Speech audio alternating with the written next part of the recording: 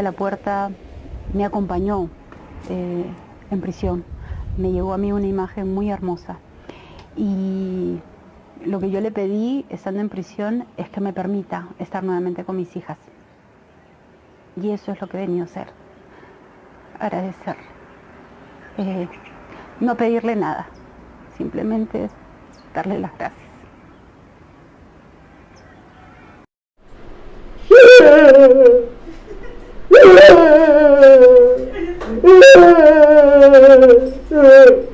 Casi me ha hecho llorar, a llanto, a lágrimas.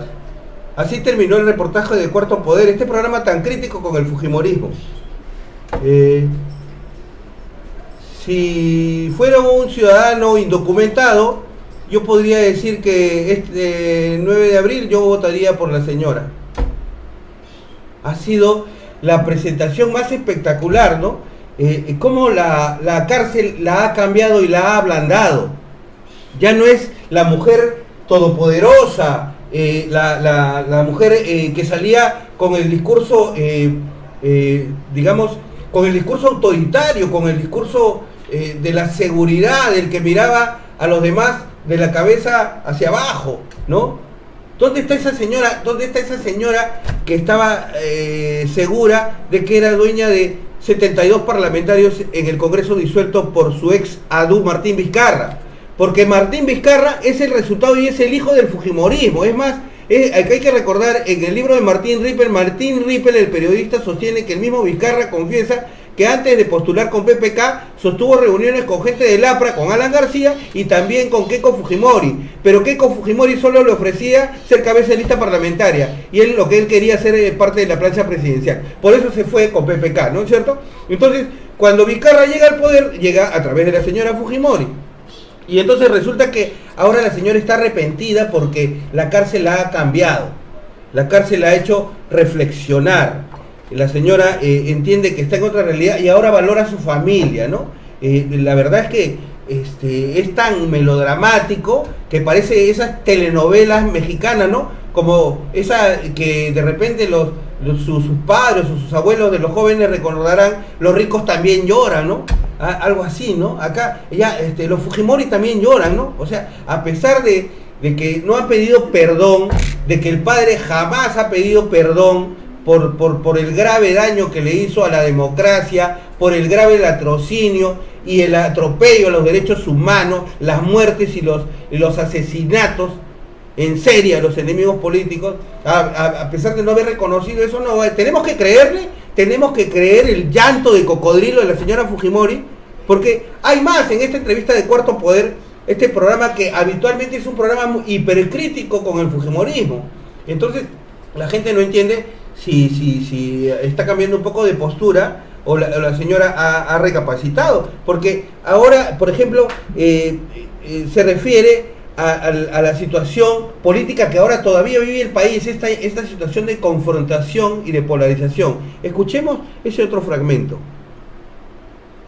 Pero es verdad que Fuerza Popular cayó en el círculo vicioso de la confrontación, y eso impidió que se pudieran hacer mucho más cosas de lo que se tenía planificado. Eso lo reconozco, fue un error, pero creo que uno aprende también de esos errores. Claro, ahora reconoce que la confrontación también la generó el fujimorismo, que el fujimorismo fue parte de ese círculo vicioso en el que los que estábamos en el medio, que no sabíamos nada ni con los amigos ni con los enemigos, es decir, la mayoría de peruanos, teníamos que pagar los platos rotos, ¿no es cierto? Y ahora basta con pedir disculpas, decir que uno aprende de sus errores, pero ¿cuántas elecciones y cuánto tiempo le tiene que costar al país ese aprendizaje? Es que nosotros los peruanos tenemos que soportar esos errores.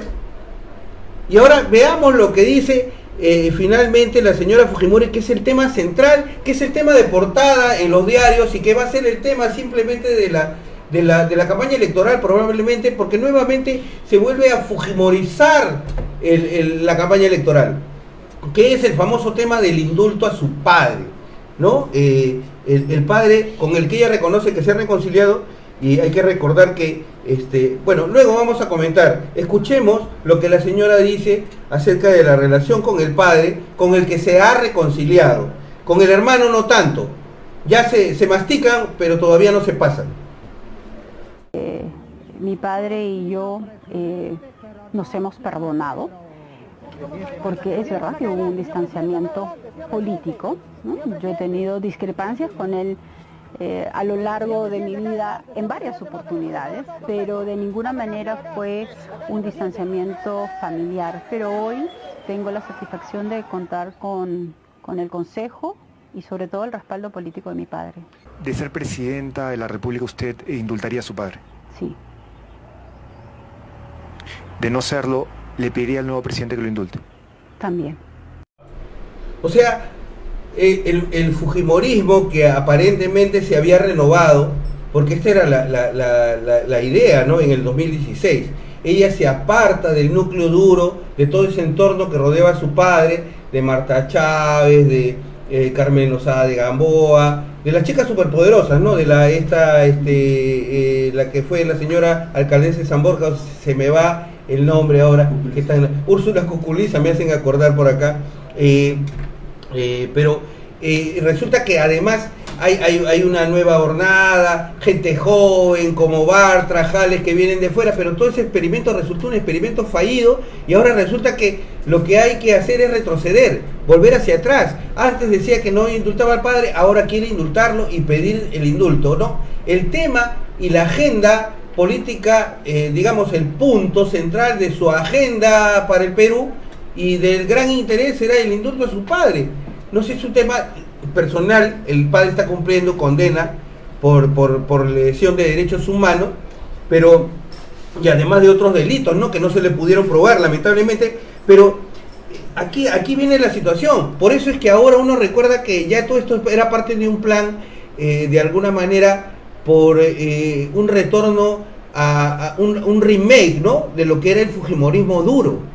Comienzan a aparecer nuevamente figuras que ya no estaban presentes, como Marta Chávez, que empezó apareciendo, o el mismo Alberto Fujimori dando charlas en la famosa escuela naranja, que dicho sea de paso se da con los impuestos a todos los peruanos, porque ustedes deben saber que los partidos políticos hoy en día que han logrado tener representación parlamentaria o pasar la valla electoral, tienen derecho a un dinero para capacitación, para investigación.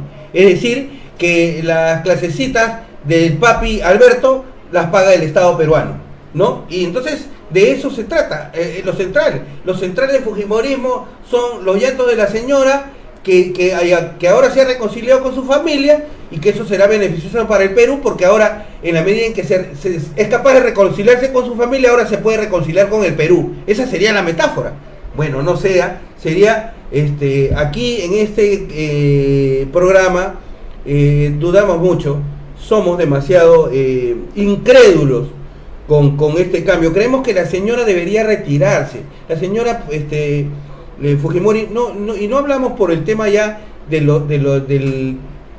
la enorme mochila que arrastra con lo que es la figura del padre, porque el padre es por un lado un capital, pero a la vez es una mochila, ¿no? Y no hay cómo marcar una línea clara entre uno y otro, entre el asesino, el ladrón, y el tipo que se supone que recuperó la economía, que acabó con el terrorismo, ¿no? Esas dos imágenes, ¿no? Es más de mito y realidad, es Alberto Fujimori. Entonces, nunca terminó de construir una organización real propia, ni ella tampoco un liderazgo propio, personal, solamente vive del apellido del padre. Entonces, la señora ha demostrado en este tiempo que con los enemigos no ha podido. La señora debería simplemente retirarse de la política y el fujimorismo simplemente pasar a mejor vida. Esa es la recomendación, creo yo, que les hacemos a todos estos señores, y que busquen mejores organizaciones y mejores representantes, ¿no?